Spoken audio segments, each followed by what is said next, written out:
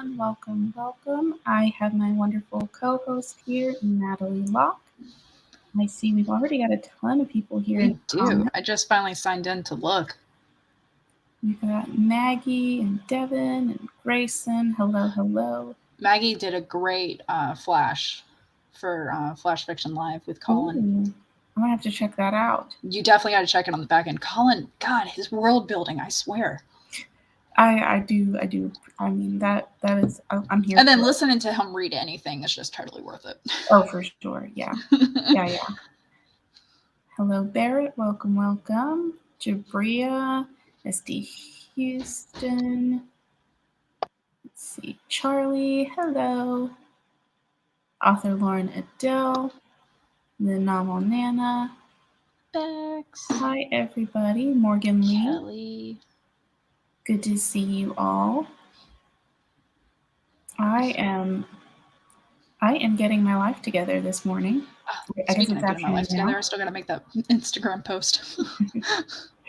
And I'm really excited because this morning I was having some technology problems, and I'd already restarted my computer, and my microphone just wouldn't work, so that's why I was on my phone, but I just completely shut down the computer and let it sit for like 15 minutes, and then... You put it in timeout? I did. I had to put my computer in timeout. But we are A-okay. Hi, Eva. Kelli Wright. How is everyone doing today? I hope this retreat has been going well for everyone. Jennifer Brown, hello. Persephone Jones, welcome. So today's stream, we're really just chatting about wellness and different things that we do personally just to foster an environment where our creativity can thrive. Kat Leo, hello. S.M. Ryan, the writer, welcome. So the first of all, before we get too far down the road, let's do our intros. Natalie, would you like to go first? Sure. I will address Maggie. Yes, I did eat. I was healthy today and had carrots and broccoli with ranch. So healthy and then counterintuitive. And then I had a full-fledged Dr. Pepper. I sometimes do diet, but this time I was full-fledged. But it's a treat yourself day today for me, with a little bit of still healthy. Yeah, we're going to go with that. But yes, I am Natalie Locke. I do Flash Fiction Lives with Chandra every Saturday. Even if she's not on screen, she's still helping me. And we are preparing for Flash Fiction February. And it's going to be a lot of fun.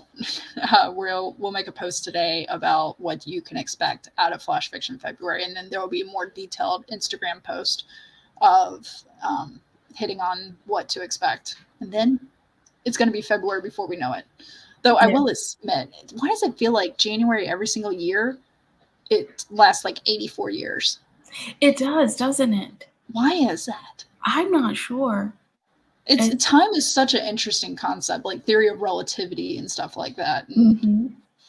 Either way. But yes, I'm sure my links are down below. If they're not, I'm sure it'll be added later. Oh no, they're there. Look at you. And yeah, you can find me just about anywhere. I'm not sure how active I am. I'm mostly active on YouTube, Instagram, and Ko-fi. Yeah. That's about it. Yeah, definitely follow on Ko-fi if you're not already, and get some sneak peeks and stuff like that for Flash Fiction stuff and videos. It definitely won't regret it. Yeah, I know the next video I'm really excited for, and I actually have to edit it today, but I submitted a Flash Fiction to this past Thursday's CGL, and I did my normal thing where I outline, write it, and then I just submitted it, which is usually what I do on my regular videos. But this time, I took the feedback from the chat and the host and the co-host on CGL and rewrote the story. So if you want to hear the edited version, Wednesday, that video will come out, and I will be linking to the CGL and with the timestamp and everything too for you. Oh, awesome. If you want to hear the original and then the final based off That's CGL. exciting. I love that idea. Yeah, it was really fun. I think most of you have been there, but if you haven't been over to Critique Group Live, definitely check it out. Definitely consider submitting whatever your current work in progress is. It's so accepting. Like, yes. I admit, and I even brought this up, like getting the feedback that I got, it kind of put me down a little bit, but I knew everyone in that group, they're not saying you suck at writing. It was like, hey, I see where you're headed. This is how it can be better. Yeah. And they gave me suggestions. So yeah, getting feedback can be a little rough, especially when you first start getting feedback or you're getting more feedback than you usually do. And then you actually start to implement it and see how it helps the project or the process, and it makes a big difference. And Jennifer Brown says, I can hear you much better now than I could earlier on Barrett's stream. Putting the computer in timeout seems to have worked. Yay! I'm so glad, because yeah, I was like fighting with it, and I'd already restarted it once, and I was like, what's happening? And yes, Novel Nana says, stay hydrated, people. Get plenty of rest. Yes, there's definitely do that. And oh, thank you. Maggie's put the Flash Fiction Live replay in the chat, so definitely check that out. Time is an illusion. Lunchtime doubly so. Douglas Adams. I love that. That is fantastic. Theory of relativity. What is it? Put your hands on a hot stove. A second feels like a minute. Put your hands on a hot woman. A minute feels like a second. Ooh, I like it. I have no clue who said that, but I did not come with that on my own. We also have a quick link to CGL January, so check that out. And yes, you will notice Eva has mentioned new backdrop. Thank you. I'm actually on the road right now. I'm not at home, so this is a temporary background. Hi, Jessica Williamson. Welcome. Yeah, but I love the exposed brick. All right. Isn't it? It's actually wallpaper. Oh my God, you're kidding. That's gorgeous. Isn't it cool? I thought that was so cool. Time is a social construct. I reject your reality and substitute my own. Although I will say the nice thing about time is it's a lot easier to say, hey, meet me at 8 a.m. versus when the sun strikes the rock at this point, I will meet you here. It's a lot easier than that.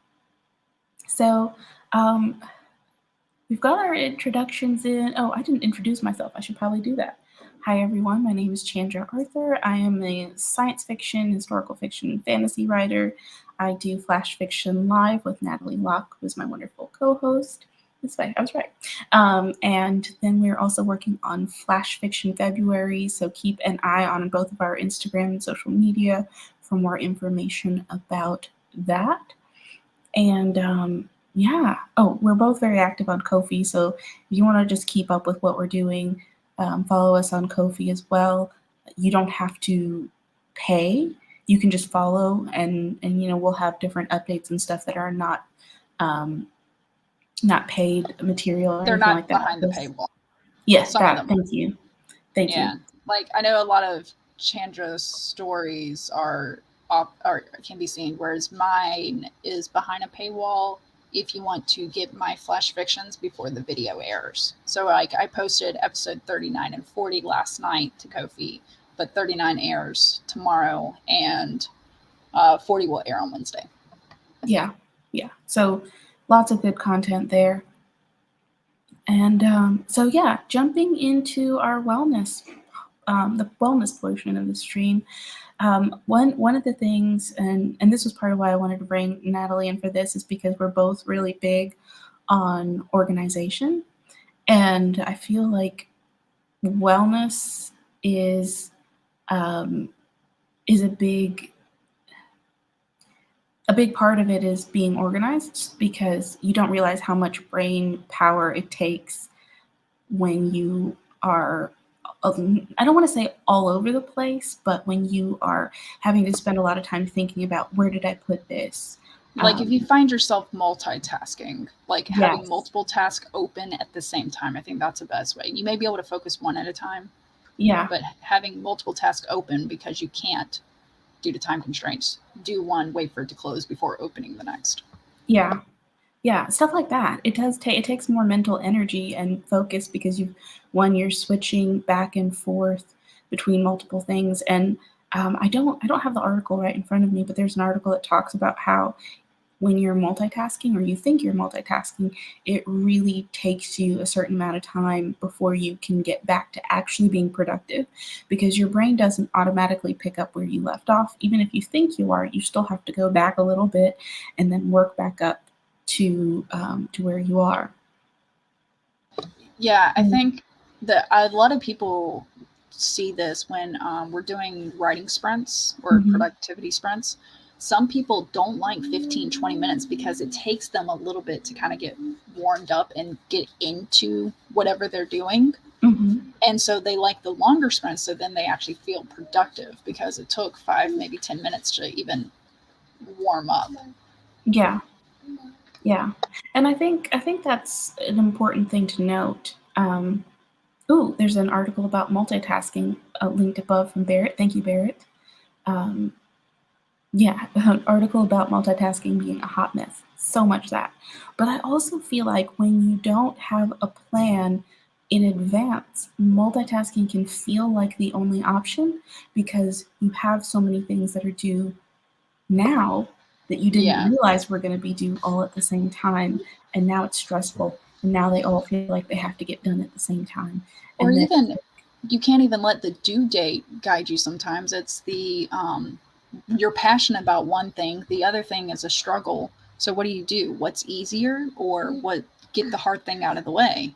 No, don't press it. That's been a big thing for me. And I mean, I'm sure a lot of you have seen my 300 things video and then my Clever Fox planner videos and the different ones that I do about planning and setting goals.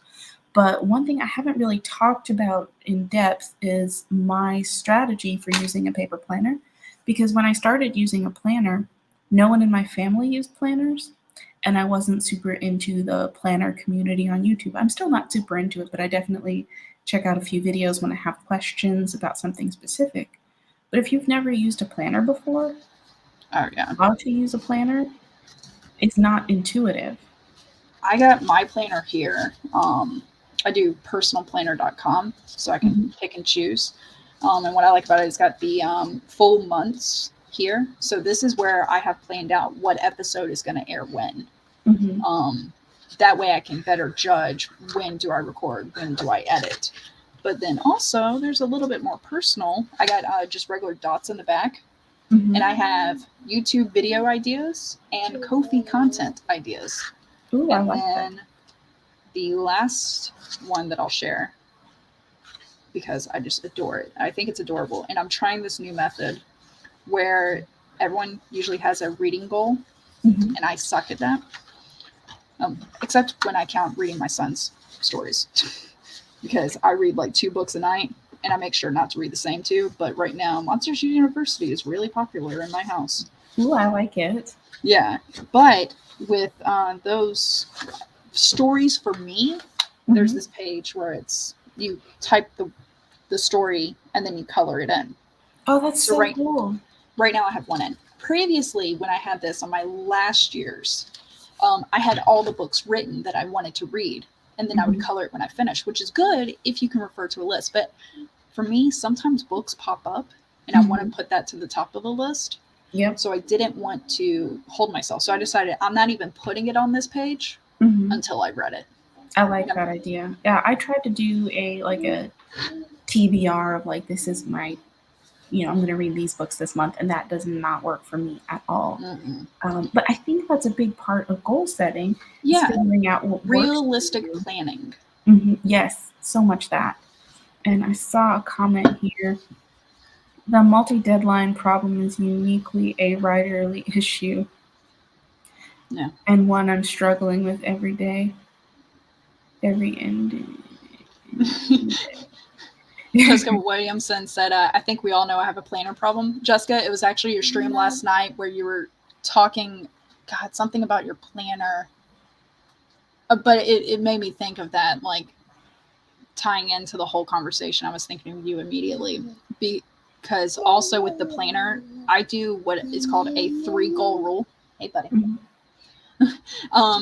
The 3-goal rule, which is I have the life happens goal, which is like the lowest level, like bare minimum. Then the I hope, then the hey, if everything goes right, and then the dream goal. Mm-hmm. And then let me just plug your Millwordy spreadsheet here. If you have not seen Natalie's Millwordy video with the spreadsheet, which is free, that she offers there, you can definitely check it out. And that's actually included in the Millwordy setup of like basically a good, better, best. And it's all there so you can see like this is ideally speaking, and then this is like still doing really, really good, and this is like just a good goal, and that's really helpful. As Morgan Lee said, I suck at using a planner, but now that I'm collabing and actually posting videos, I have to. So now I'm using Notion. So far, so good. I love that.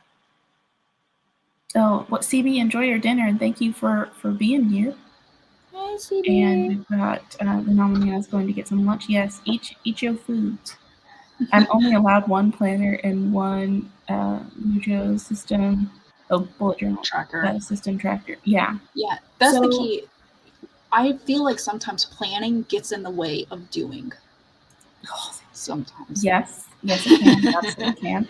The big change that I've made this year has been organizing my emails more. And I come from an IT background, and file structure. I'm actually planning a video on this, but the way that you organize and store information is really important because having an organization system is good, but the more complicated you make it, the harder it is to keep it up. And so you want your organization to work for you. I've never used Notion before. I haven't even heard of it. What is it? I've heard of it vaguely. I think it's an app for like scheduling an organization. Jessica Williamson says, I can't figure out Notion, but I do use Milanote. It's just not good for scheduling. So one thing I do, I use, again, the file system that you set up is super important here, or the tab system, the tag for whatever it is that you're working on. But I use Google Keep for most of my notes. So that's where I store everything as far as content organization. And so I have those just for each month, and then story idea, or not story, but project ideas that I'm working on, that like a script for a video that I haven't finished. And I put those in the month where I think I'm going to do it, or when it's going to be most relevant. And then as I get more ideas for it, I can go back in and keep adding updates. That way I don't have all those ideas cluttering up my brain. I just put them where I think they're going to go, and I can move it around later. Or even like if I get to it and I haven't finished writing the script for it, I don't have to rely on my brain to keep track of it. So just having a place where you can brain dump. And for me, that's Google Keep. I just pretty much any kind of note, my fitness notes, if it's something I need to journal about, or a story idea, or something I need to research, or a link to something that I need to go back and read, I have it set up to where I can easily find any of those categories. And it's super convenient, but I don't have to physically write stuff like that down. There's a lot of things that I like to write down, but I don't do everything handwritten because that can be a lot for me. Yeah, my hands hurt. Like, especially because I'm trying to do all these flash fictions right by hand. Even if when we're doing flash fiction live, I type it up, I will go back and transcribe it back to the book, because then the book is fine. Which this thing, and so I have every single one we've done so far just filled completely. But I like your idea of dumping. So Nia, Vixen of Fiction, is coming up collaborating with myself, Morgan Lee, and Ben Pick for like books that have been turned into shows or movies. And I knew she was doing this, and she shot an email. So instead of like sending her an email with every idea I got, I just had a notes thing on my phone, because my phone's always with me. And I tell you, why do I get ideas right at 10 o'clock at night as the lights are off? I don't know why, but I will grab my phone, type them up real quick, and then set my phone down. Because I've learned to not trust myself to remember it in the morning. Yeah, that's not going to happen. No. So having that, for me, a digital notes section on my phone is great. And now that I have a MacBook, what I'll do is I'll set up those ideas, and it's accessible here. And when I'm actually putting up a schedule that I have to follow, I'll throw it in this notebook of like, this episode for Flash Fiction is airing this day, this one will be live. Then I put the reminders tab with a deadline for myself, which is not the deadline of it's due this day, but usually like a few days before, just in case, and have that to remind me of like, hey, record, hey, edit, hey, do this or that. Yeah. But otherwise, it's either notes on my phone if it's a collaboration with other people, so I can copy and paste into email real easy, or it's that page I showed you with YouTube video ideas or Ko-fi content ideas and everything. Like, having a few places has been great. And I think brain dumping is okay. Like, just try to put some organization. You talked about organization a little bit, because you were like, I got my workout stuff, fitness stuff, then I have writing stuff, and YouTube specifically. Right. Well, and so that's the big thing there is each of these, like, those are tabs, but, or like you tag your notes, but you can go and look at all the notes with a specific tag. So I almost never use the home screen view because it's too mishmash. But within a specific tag, you will have your pinned tags. So these are like the most important ones that are like, okay, this is like what I'm ready to work on. Then you have your just general section, which isn't tagged, and then you have an archive. So that'll show up in 3 separate categories. You can still see them all under that tag, but it focuses it differently. And you can also color code all of those to be whatever you need it to be. And I would keep it shorthand, because I use tags on my reminders, but it's like hashtag YT for YouTube. So one, I noticed here, Haley Wright is saying, I'm terrible at journaling. I was good at bullet journal for a while, but eventually fell off. So I have a hard time with journaling. Theoretically, I like the idea. But when it comes down to the practical application, I am not a daily journaler. I'm not a daily planner person. Like, I found setting up my planner a month in advance and then using the monthly view is the best thing for me. I know there's a lot of people who like to do the daily or the weekly planners, but for me, monthly is the absolute best approach. And one thing I did want to share today is what that looks like for me, because I know when I started with the planner, I didn't have any ideas. So that is one thing I like about the Clever Fox planner, is that they actually have a little manual that comes with it to give you a bit of I love that you called it a manual. It literally is. I think it's pretty literally called a manual in there, and it goes like, over. Let me teach you how to use me, but yes. Otherwise, but kind of like with your phone or something, you gotta see all the options and then pick and choose what's right for you. So what'd you end up choosing? Yeah. So I use their Planner Pro, but one of the most important things that I do, because before I would try to write everything on my planner. Now, I will say this is the first year I'm using their budget planner as well, which I keep separate, and that is really helpful because then I don't have too many different kinds of information on my planner to distract me.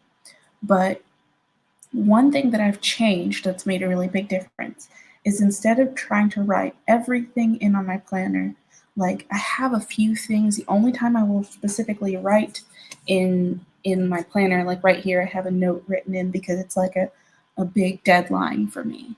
But that's the only one I have written. Did you change pen colors for that too? I use color yes. code? So I have everything that's YouTube related is in one color down here. And so this is my legend. It's specifically for monthly goals according to the Yeah. planner. But what I do is I have 7 different colors, and I color code everything, and I also put a shape in. So like under YouTube, I just draw a little box if I'm hosting, and then if I'm guest hosting, I'll fill in the box. And then if I'm posting a video, I just draw a circle, but all in that specific color. And then when I put in the box, I'll just write the time for that date. So I can put a bunch of different boxes in for a specific date to say, oh, I have all these things happening on that day. But then I will have I have my YouTube color, I have one for one of my side jobs, I have one if I'm picking up a shift at work outside of my usual time. I have one for when I'm either teaching or practicing yoga. I have one that's specifically for blocking off time for personal care or vacations to indicate, hey, I'm not available for anything during this time period. And then I have one for when I'm doing something social. I have some kind of social engagement. I have a dinner to go to. I'm visiting a friend to indicate, hey, I'm kind of available, maybe, but it's going to depend on how, that's more of a flexible than a hard, arrival time. And then of course, I'm going back to school. So then I have one for school. And instead of putting in every single thing that needs to happen in that day, I put in what needs to be my focus for the day, basically, with these indicators. And you can break that down however you want to, but it makes my planner come out a lot cleaner because you can see there's not a ton of writing in No, there. actually, I was thinking with you going on focus, because for me, I like to look at deadlines. Mm-hmm. But I have deadlines for the big view, and then, like I said, with my reminder app, that's when I actually make the deadline less than it should be, or closer to me than it actually is, so that I have that wiggle room. It gets dangerous though. It's kind of like when people try to set their watch 5 minutes fast. Mm-hmm. Well, when you start to go, oh, I still have 5 minutes, it's fine, and you start treating it as if it's back on real time, then you're falling back to old habits. Yeah. Anything. I feel like all planning, all organization goes back to forming a habit, something that works for you. Mm-hmm. Something. Yeah, a few things I started new this time. I used to have a small box at the bottom of the week for fitness, but now I have a daily box that I'm trying to see. And it doesn't mean I'm going to work out daily. It just means I can document it more differently. So I'm still trying to figure that one out. And I think that's a big part of organization is figuring out what tools work well for you, and also what variety of information is it helpful for you to have in the same place. Yeah. Because really, it comes to exposing yourself. I'm exposed now to your method of organization. Guess what? I'm stealing it. I'll give you credit, but I'm stealing it. But I mean, that's truthfully the important thing is to try different things. And when you try something, if it works for you, keep that and throw the rest of it away. And then keep doing that until okay, this is the method of planning that works for me as far as a planner. Then what kind of folder structure do I like to use on my computer for my electronic, because electronic organization versus paper organization are very different. And so you'll have to have different approaches for each one. But for paper planning, I like to build it out future facing, versus when I am organizing on my computer, I work backwards. For example, all my downloads for my thumbnails. You download something, it automatically goes to downloads. What is your structure for your naming conventions? The same way you have naming conventions for writing, it helps if you organize your files that way so that you're able to see things very quickly. Now, once you've used something from your downloads, do you let it fill up your downloads folder, or do you start to organize it into your downloads folder. For me, I create a month year folder, and everything that I've used for that month after I've used it goes into that folder. At the end of the year, of course, I'm going to have all of these folders. So now I've made it a folder with that year, and all those monthly folders go into that year folder. And then I create an archive, so at the end of the years, everything just gets moved out. So you don't have, instead of having to dig through, like click through, oh, this is 2020, now I need to go into the January folder, now I need to open up this specific thumbnail. You don't have to, click, click, click. You want to reduce the number of clicks, but that's totally opposite for like paper planning, where you're building it out and going, into the future. Yeah. And how detailed you get with your planning might depend more on the task than what works for you. Like, because just like with writing, the way I did my first book, I had everything planned out. I had the beginning, middle, end, and then I started planning out the details like 5 chapters ahead as I was writing it. Mm-hmm. It was very an overarching idea in my head, and then it became on paper. Whereas for my sci-fi, that I'm going through and editing now for the first round, it was, what's the word? That I got a little more plancer with that one, and I actually had it listed out by chapter, not detailed. Like the people who can do an outline and their outline is like 15,000 words, still not me. Mm-hmm. But just enough to get like the sparks flying, the juices flowing, whatever cliche works. And that's kind of the same thing is with planning my meals, mostly because I'm usually not the one cooking. I just get the meals. Like, here's the main dish. I don't even list the side dishes. So that's a different planning method than for my YouTube videos where I have it broke down. I'm like, first record, then edit, then take that one generic file that has all these tags, all the things that usually go in the description, and go create a thumbnail. And so I have it more broken out for that, just to make sure I click every box. And I think that's something that you can do, like, in advance what specific day you're going to be doing that on. And so you maybe mark that down for the specific day, but when you actually, the day of, or maybe the night before, you go through and you list everything. Okay, I know this is what I'm doing tomorrow. Here's the order I'm going to be working on stuff in. So that's something I do periodically. That's not a daily function for me. One thing that helped me. Oh, go ahead. No, finish. If I've got a really busy day, I may go through and do an actual, this is my plan for the day. This is how I'm going to break everything down. But generally speaking, a monthly plan is all I need. When I was at work, I had a job. It was like a special selection job where I was pretty much a secretary.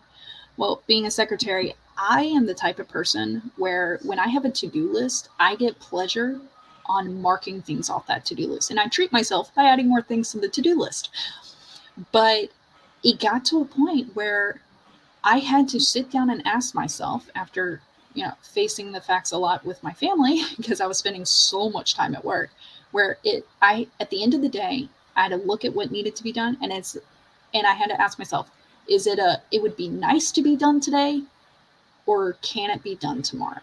If it's nice, or does it have to be done today, or can it be done tomorrow? And that was the question I had to ask myself. So what I did with work alone, that's the only time I've gotten a daily breakdown, is with my job. It's I make a list of, this is what I have to do tomorrow. Yeah. And I will make that at the end of the day of the previous day.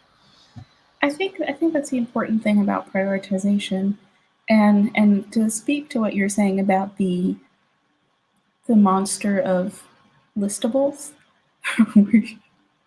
where you just get so into it, especially over the last week and a half, functioning has been a bit more challenging. If you've seen my latest video on my channel, then you know what I'm talking about. And there was a couple days where I was really struggling.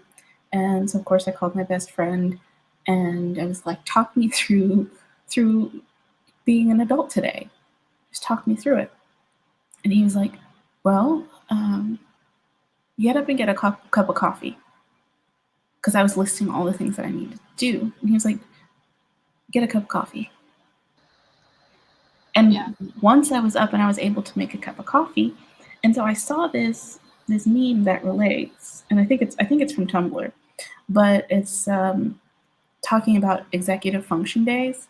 On a good day, that list might look like make coffee. On a regular day, it's put water in a coffee maker, put coffee in the coffee maker, turn the coffee maker on.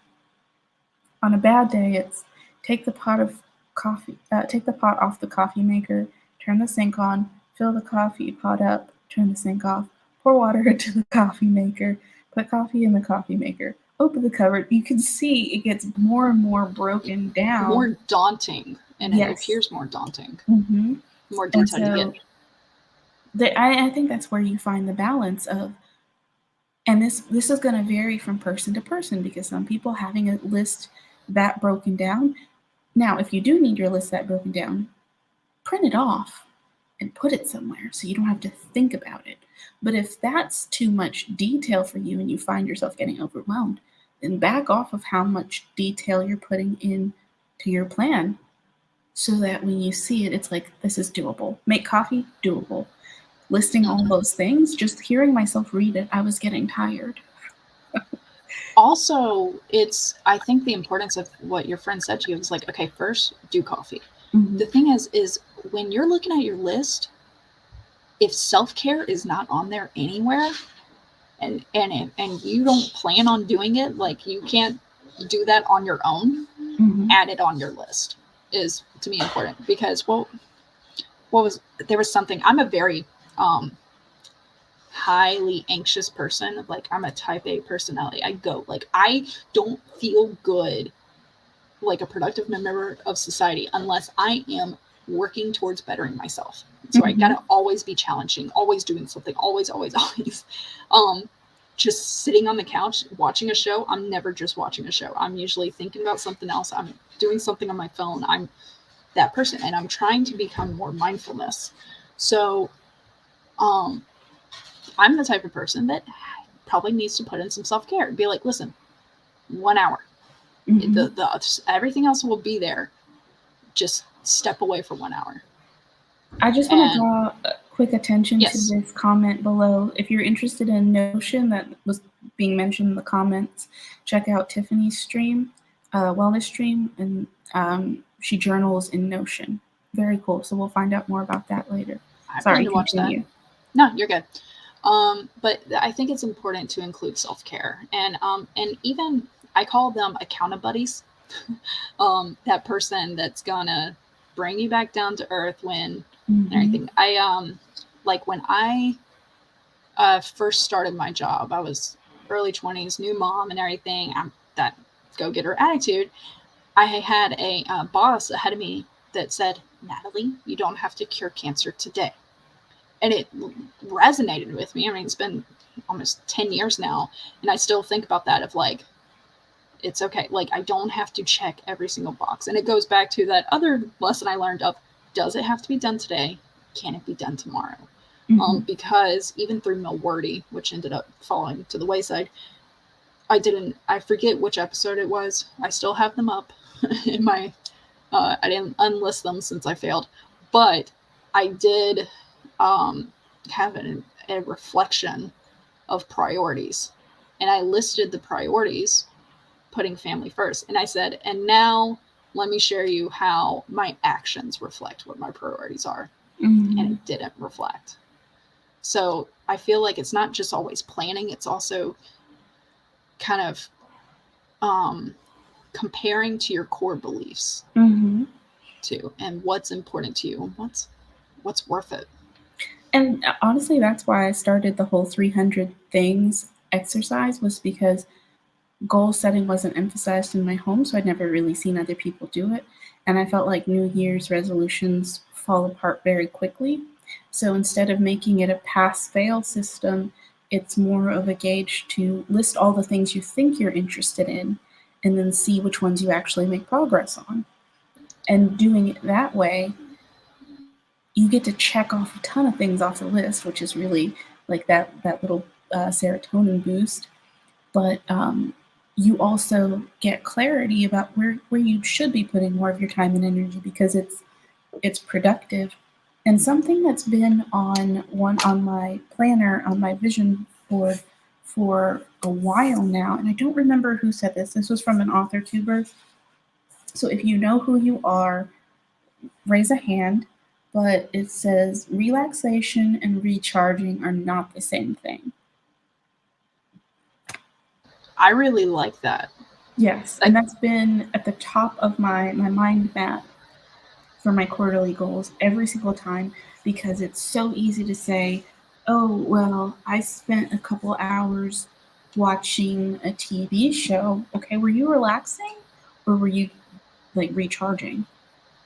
I know back to when I was younger and I was working really hard and I got the "don't cure cancer" comment. There was like 3 days where I did nothing at work. I mean, literally nothing. And I'm just sitting in my cubicle, not doing anything. And then I start to feel bad. And I was telling one of my mentors about it. And he goes, Natalie, you do more than everyone else, like all the time. You are constantly running at 100. So you taking 3 days probably doesn't even equal to the daily breaks that all those other people take and everything. Mm-hmm. He's like, you're fine. Your reputation isn't tarnished, like, and stuff like that. And it, but it then reminded me of a quote, just because I am so high strung. That's the word I was thinking of earlier. Is that if you are constantly running at 100%, mm-hmm. what's 100% can't be your baseline and everything, because you will have nothing more to give. Mm-hmm. And that was like oh crap, I need to slow my ass down for a moment. But you're right. And the thing about that is when you set that pace, you don't have time to think. And just as a reminder, in case somebody needs to hear this, thinking is an activity. Yeah, my job is very mentally taxing. It's problem solving constantly. I work from home now. I'm in this chair at all times, which we'll touch on with yoga later. But I'm in this chair at all times. I am constantly problem solving and making decisions because my name goes on the final document. And so I'm the one liable. But also with that, I'm usually like, at the end of the day, I don't want to think. I don't want to. And it's so mentally taxing. And at the beginning of mine and my husband's marriage, he was like, wait, you didn't do anything today. You were at a desk all day. I'm like, no. The mental taxing is just as exhausting than physical labor. Yeah, it really is. And I think it's important to set aside time to think. So, I mean, and that's part of the point of all the brain dumps and the planner. You want to minimize the stuff that you have to keep track of in your brain so that when you sit down to actually think about something, you can pick something to think about specifically, and you've set aside time to think about that.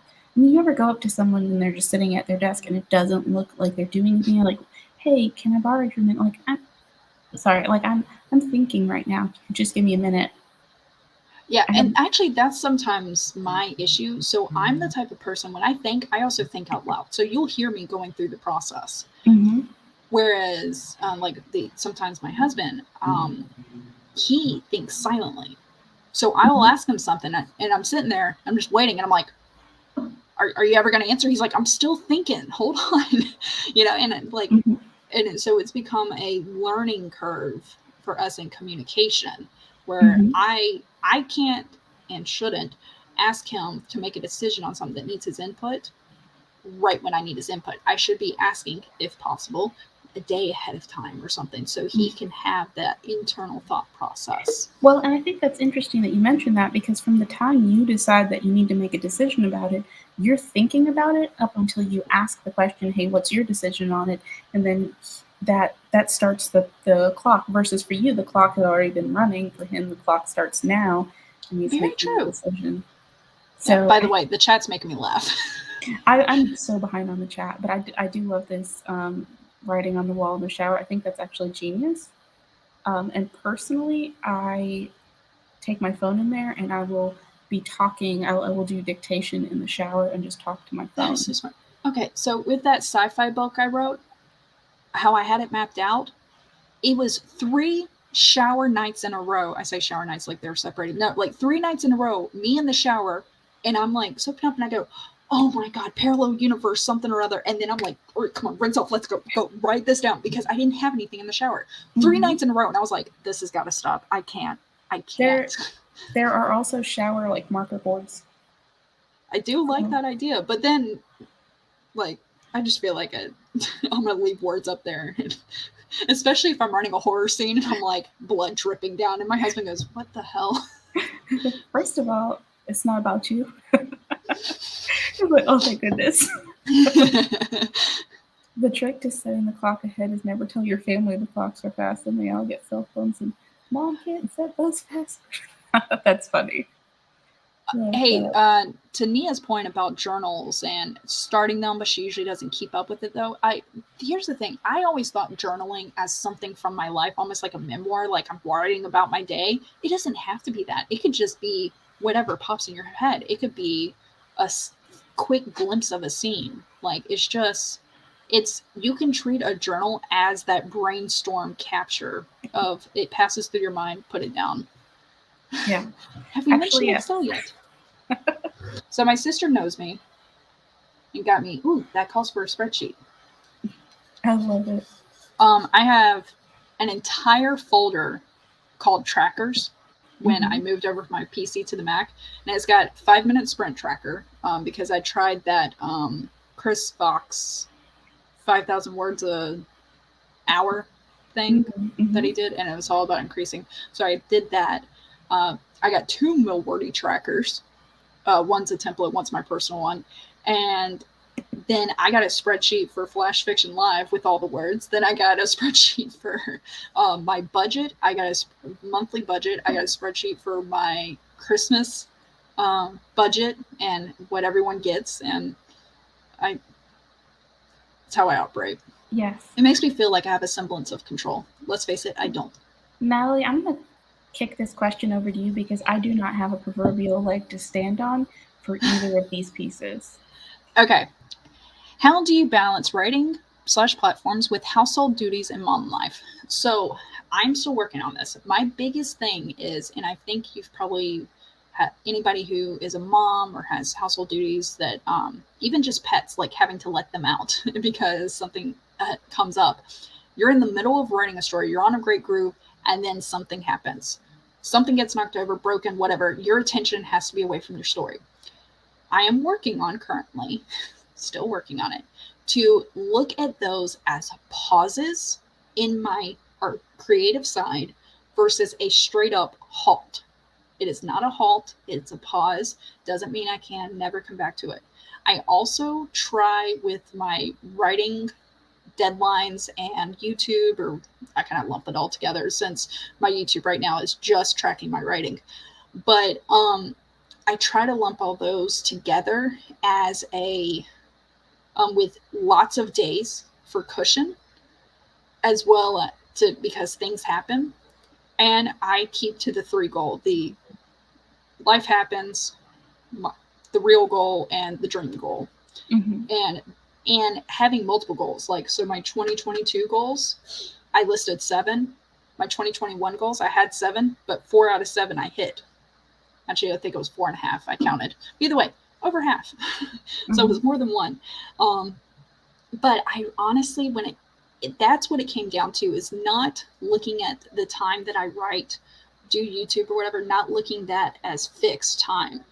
If it takes me an hour to write and do a video, in reality, it might take me 3 hours. But in those 3 hours, the times I sat down to do it was an hour. So it's having that flexibility, I think, is really what it comes down to. But then also having the hard recognition.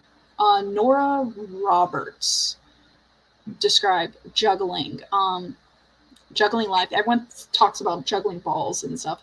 She said, some are rubber and some are glass. You're going to drop some.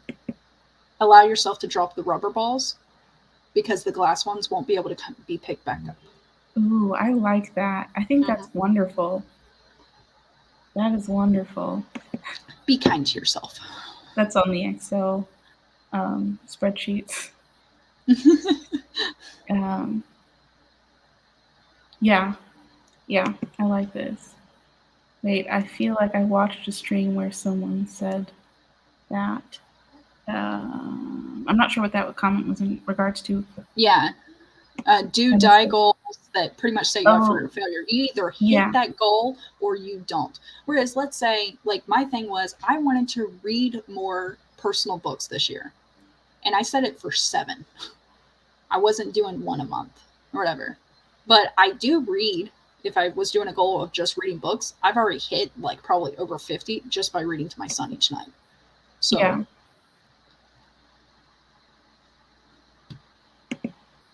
yeah.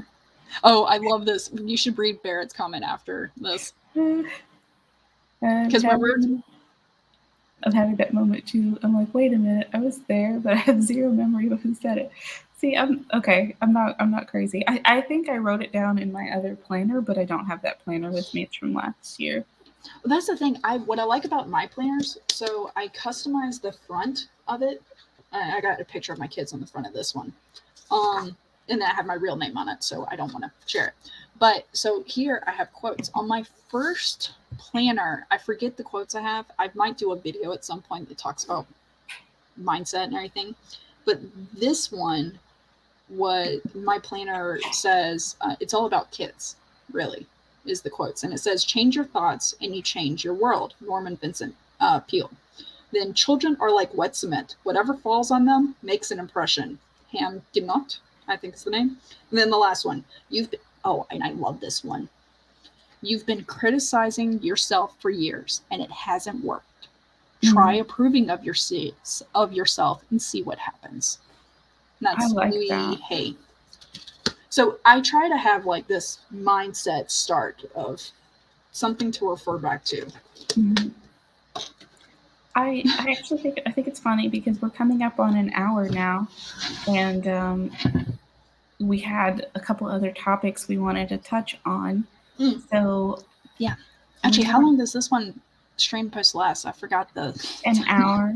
I don't think Barrett will be too upset with us if we go a few minutes over, but I definitely want to make sure everyone has a chance to take a break and hydrate and maybe get some food or snacks. Oh yeah. So because if you don't schedule it, it won't happen.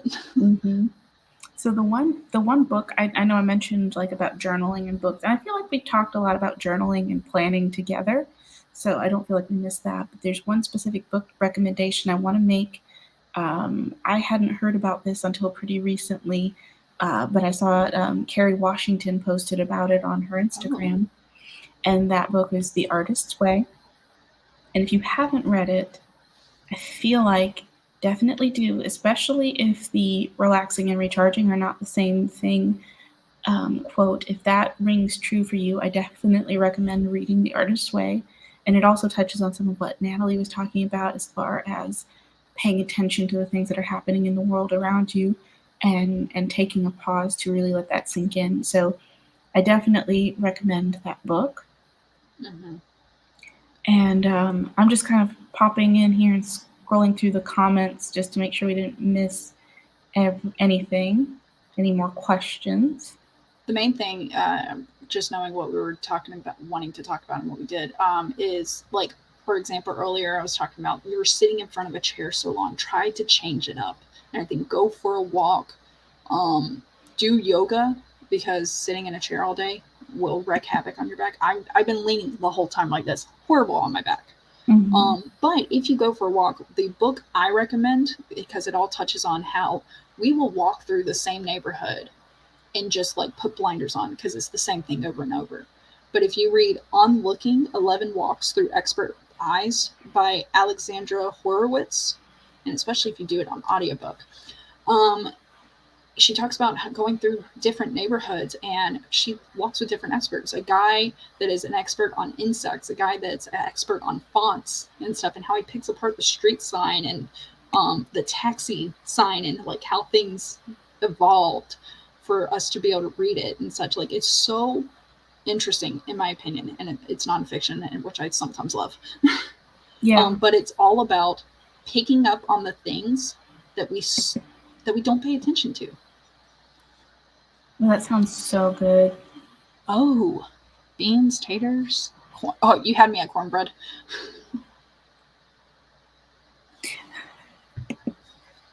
Well, this is funny. I run long. I'm just bopping to the sprints because I'm actually writing, so wonders never cease. We love it. We love it. I know I plan to edit 2 videos. Here's another thing that I got from Barrett Laurie on categorizing, and you touched on it earlier with planning. I batch filmed yesterday. Now I had the original goal of I wanted to film 4 videos. I had to bring that down to 2 based on when they're due to air. And I was like, 2's enough because that covers me for 2 weeks. And then if it came down to it, I don't have to record again. Because I would like to be able, when I take like a holiday or a vacation or something like that, it'd be nice if I didn't have to rush back to record and still have that buffer. So yeah, so absolutely. Barrett Laurie suggested batch filming, and then another day just for editing, and then another day for, like kind of categorizing. Oh, for that book, The Artist Way is by Julia Cameron here. If someone would maybe drop a link in the chat for that, that would be absolutely fantastic. And on the note of yoga, I know we're approaching time here, but I would like to have at least a short conversation about yoga, its benefits, and how you like to utilize it. One thing that I've started to do, I don't do it 100% all the time. Like I said, daily stuff is not really my jam. But I do keep a journal next to my bed. So if I find that my mind is racing, I can grab my journal and write a couple pages. And so I don't really do morning pages like Julia Cameron suggests in The Artist's Way. I have given it a shot though. I more so do that before I go to bed. And that helps to slow my mind down so I can rest and relax. But that is also when I do a lot of yoga. I know a lot of people see the yoga mat and people up and about, doing all these super intensive things. But I like to remind everyone, yoga doesn't have to be that. Yoga can be what you need it to be. So if it's not really worked for you, try some different classes, see what different forms of yoga there are, and see if there's one that works better for you more specifically than others. I have some friends who are very go, go, go, go, go, and so they like things that are more Ashtanga focused, or like heated yoga, or like power elemental, something like that, because it works really well for them. And that there's other people who are like me, who sometimes I just need to be a potato and loaf on my yoga mat. Both of them are yoga, totally Child's different pose. Yes. And then what I like to do with child's pose is I'll rotate to the left or to the right to get that side stretch with it. But that's actually because my back hurts. Same. All right. Love walking with my little kids because they notice new things every time and always notice small stuff I don't see. They were horrified when the neighbor's gnomes disappeared before winter. Oh, that's so funny. And actually, in that book I recommended on looking, one of the experts is her child. And she's like, come on, let's go walking. And he's still like meandering on the stairs. And she goes, well, for me, the walk hasn't started yet because we're not going. But for him, the walk already started. And I thought that was a beautiful like concept of when does it start? You know? Are you a writer thinking about writing, or are you a writer when you finished your first book, or when you've typed the first word? Yeah. I think that's something to even think about with yoga, because there's a lot of mindfulness that goes into yoga. Yes. So that can still be like, yes, we sit in our chairs a lot, but that can still be sitting in your chair, getting square, putting your feet flat on the floor, and putting your shoulders back. This might be your yoga. Maybe you're in the office and this is the most you can get away with. And I had a stand-up desk, so I would sometimes stand up, do like a half forward fold, and put my elbows up on the desk so it's stretching out all of my back and shoulders. Ooh, yeah. Sometimes even now when I'm sitting, I will just square up And then we were talking about being hunched over like this. I'm sure all of us do this far too much. But then to sit up, bring your arms up, and then open out to kind of almost reverse it. You can look up. Kind of in a T, but bend the elbows. With the goalpost or cactus arms, yeah. Yes. So, I mean, and I think that's the biggest thing I would always emphasize about yoga. There are so many forms. There's seated chair yoga. There's yoga on your mat. There's a lot that you can do laying in bed. That's one of my personal favorites after I finish journaling to put in like a guided meditation or maybe some ASMR and just lay down and do a few yoga poses and fall asleep like that. It's wonderful. Some people use it as a wind down. I see for me, yoga as more of a slowly start the day, because I'm the type of person of I need to be awake for a while before you expect a full conversation on me. I will listen to you all day, but if you want something from me, I need to warm up. Yeah. But there is multiple types of yoga, and then there's like the yoga for beginners is similar to the regular yoga. It just has maybe a block to hold on to, or like the chair yoga where you use the chair. You may be standing next to the chair, but you use the chair for support. There's modified versions, that's the word I'm looking for a lot of these actions, because it's not supposed to hurt. Yeah, over time you get better. Yes, I can't emphasize that enough. There's foam rollers too. It's not just yoga. It's because yoga, the purpose of yoga is like that full stretch and mindfulness, like breathing and techniques too. But like foam rollers, if you're looking for stretches and stuff, and you could just look for also deep stretches, or look specifically for, I do this too much, seated, standing, on my feet all the time. What stretch is good for it? Yes, my sister, the yoga teacher, always points out that asana posture is only one of the 8 limbs of yoga. Breathing, for example, is also yoga. So much this. And that is where we were talking about the pause, I'm thinking.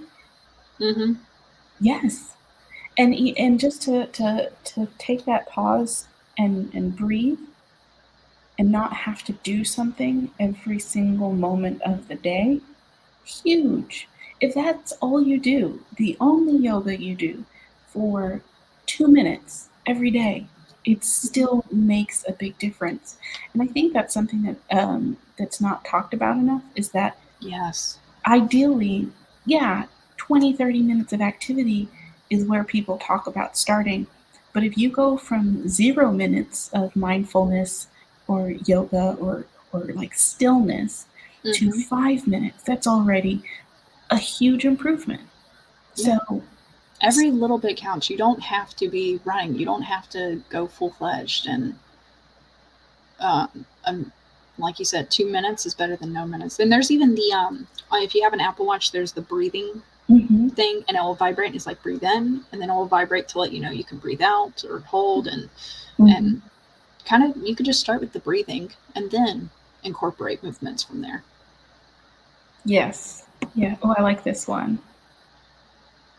Is there a beginner's yoga? Yes. So a lot of yoga studios will offer a beginner series, and they may do it like 1 or 2 times a year. So if they don't have something and you're wanting to start, there's a couple things that you can do. The first thing I would recommend is starting out with a restorative class, which tends to be much slower and much more relaxed, really. There's also yin yoga, which has a little bit more activity, but tends to be longer holds, longer time in a posture. And then you can always go to a regular class, although I would avoid anything that says advanced or like 2. I would avoid those. Or intermediate. Yes. Like any of those keywords for sure. But if that's the only option that you have, then definitely get there early. Talk to the teacher. Let them know, hey, or studio owner, whoever's there, let them know 2 things. 1, either this is my first class, or 2, I'd like to take a yoga class. I don't know. I've never done it before. I don't know what my ability is yet. I don't know any of the names of the poses. I don't know any of that stuff. And I would even add 3 if you have an injury that you got to work around, bad knees, right, and everything, because then they will, when they get to those points in the yoga poses, they will say, and for anyone else, here's a modification, and they'll give modifications to make sure it doesn't activate. Now, I will say a couple of things to look for in a studio is, one, you never want a teacher who's going to push you to the point where you might hurt yourself. If you have a teacher who says, go ahead and try this, or everyone should be doing this, that's not it. Typically, a teacher should only correct you if there's a chance that you're going to hurt yourself. That is the only time that they should really be stepping in, especially when you're first starting. The other thing is, how much feedback do you like to receive? Because if you're new to a class and you don't introduce yourself or say, this is my first class, they're probably not going to go beyond stopping you unless you might hurt yourself. Versus if you say, hey, I'm new here, I don't know what I'm doing, please help me, let me know, then depending on the size of the class, they will come around to you more often. And if they see you're struggling with a pose, they won't hesitate to hop in there. But the emphasis is, the intention is and should be not to make people feel uncomfortable when it's your first class and seem like they're picking on you or being like, you're doing this wrong, you're doing this wrong, you're doing this wrong. So if you want them to do that, just let them know at the beginning. And then as far as a class, when you let them know about any previous injuries, it shouldn't be a matter of you need to do what the rest of the class is doing. It should be, hey, we talked about this before class, do this pose instead, and they can demonstrate that for you, versus saying you have to stay with what everyone else is doing. So as far as beginner yoga, those are the points that I would really focus on, being safety-minded, and then finding something where you can ease into it and gradually try new things. 100%. And it's okay if what you originally state ends up changing. Like, you want them to be attentive to you, and then you don't like how they approach, and you go, you know what, just correct me if I'm doing it wrong, and say that. Or I'll ask you if I need to stretch more or if I need correction because I don't feel it here or something. Like, you can change, and because it's new to you, what you want and need evolves. So for this, Morgan Lee, I would recommend that that's something you would definitely talk to the yoga teacher about, or take a what's it called? Like, not a prenatal class, but a pregnancy yoga. I know there's a specific maternity yoga, something along those lines. Postnatal? Well, postnatal is after you have the baby. Yeah. So I think it might depend on the studio, because some will call it like prenatal or like pregnancy. And they'll have a teacher specifically for that.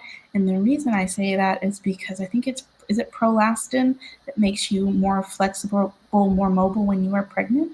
And so they actually modify classes specifically to make sure that people don't overextend and hyperextend because they have that. So if you're wanting to try something, I would definitely look at that, because it's going to be more focused on not overextending. But I know we're running over on time here, so I definitely want to wrap up. Yep. If ASMR hurts me, makes my skin crawl, it's definitely not for everyone. If you all have questions about yoga, you can reach out to me directly. I know Natalie also practices, so whichever one of us. I dabble. If I can't get you the answer, I'll go to the expert who actually teaches it. But yeah, definitely feel free to reach out, because I know the specific situations or anything that you're wanting to know that you're like, I didn't want to ask this in front of everyone. You can ask me. I absolutely would love to be helpful, even though I'm not in your area. And yeah, I hope this was helpful. I know there's just so much information to talk about. I feel like we're gonna have to expand on this. You have to personalize it. Like with yoga, it's personalized to you. With planning, it's personalized to you. With writing, it's personalized to you. Like all these things, it's really, as long as you're open to seeing other methods and try those methods for yourself, that is what's going to help you succeed. Yes. There, I just summed up this whole thing. I love it. with that, I think let's do our quick outros and then get on the road here so that we don't throw the whole schedule off. Yep. I'm Natalie Luck. My links are down below, and I'm doing flash fiction currently. And my next video will air tomorrow, but the video I'm most looking forward to, because it does a throwback to CGL from last Thursday, is airing on Wednesday. That is the best and shortest I've ever done. Love it. Thank you all for coming. I really enjoyed this conversation. I've enjoyed the questions and the conversation in chat. I haven't read all of it out loud, but I have been scrolling through and just kind of keeping an eye on it in the background. So I just really appreciate everyone sharing ideas and suggestions and general conversation about wellness and really incorporating that as part of your writing practice and thinking of it as I do all of these things for myself so that I can make my craft better and spend more time on my craft. So yes, my name's Chandra Arthur. I write science fiction, historical fiction, and fantasy. There was linked somewhere in the chat where I do tarot readings between writing sprints. I haven't been doing that the last couple of weeks. I know at some point in time I'll do some more, but I'm not sure about the cadence. We'll talk about that another time. But you can follow me, subscribe to my channel, check out my Ko-fi page. All the links are below. All Natalie's links are below. Also, the link to the playlist for the writing retreat is below, so check that out because I know we've got another stream coming up in about 20 minutes. So thank you all for hanging in here with us where we went a little bit over time. I do appreciate it. And thank you, Barrett. Okay, whatever Barrett says, Barrett did like so much of this. So much. All of it. So yeah, I was over here struggling and Barrett was just, Barrett did even like half my stuff, to be quite honest. So thank you, Barrett. All the love to you. And with that, we'll see you over. Yes, here's that playlist. We'll do the Chandra wave. We'll see you over on the next side. And I'm going to play us out now. Any second.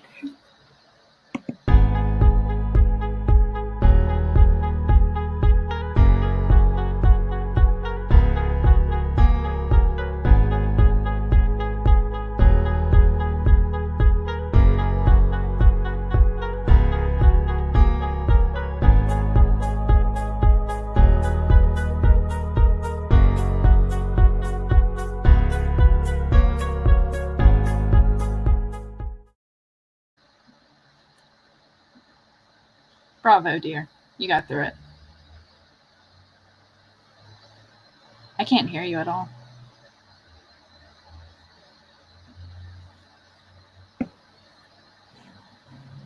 Are we still live? It won't let me end the broadcast. It won't? Do you have it open in 2 locations? I'm opening it on my phone now so I can try and end it. Yeah, by the way, yeah, we're still live. I'm seeing it. Technology. It said it was playing the countdown, so I don't really know. Yeah, it did play the countdown, and then it stopped, and we went back up. And Maggie says we're still on stream, too. And then I was watching it. All right. Well, y'all, Streamer sucks. Carry if on. you have it open in 2 locations. I don't. Nope. You don't? I'm opening it on my phone to see if I can go in and close it that way because it won't let me. Oh, there it goes. Then close it. X out of the screen on your computer then. Like the whole browser. Okay. So you're X out on your computer?